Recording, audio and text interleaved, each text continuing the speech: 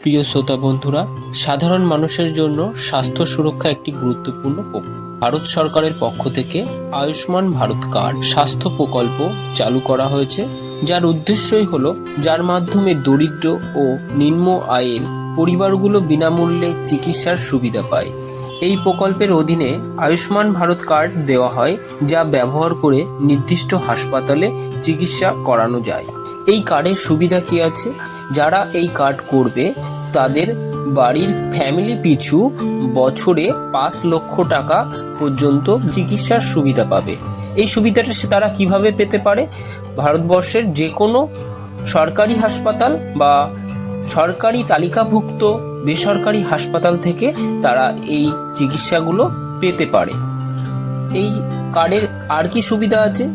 কোনো অসুস্থ মানুষ হসপিটালে ভর্তি হতে পারে, সে অপারেশন করতে পারে, সে ওষুধ নিতে পারে ও পরীক্ষার খরচটুকুও সে এখান থেকে পেয়ে যেতে পারে। কারা এই সুবিধাটা পেতে পারে? অর্থনৈতিকভাবে দুর্বল যারা, তারা পেতে পারে। এর সাথে সাথে যারা SC ST তালিকাভুক্ত সেই পরিবারগুলোও পেতে পারে। কিভাবে আপনি আয়ুষ্মান ভারত কার্ড তৈরি করবেন?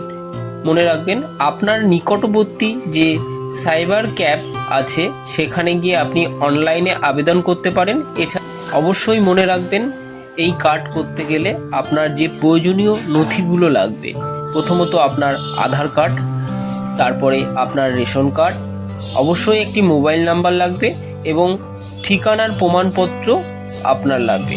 অবশ্যই মনে রাখবেন, আধার কার্ডের সঙ্গে যেন মোবাইল নম্বরের সংযুক্তিকরণ থাকে।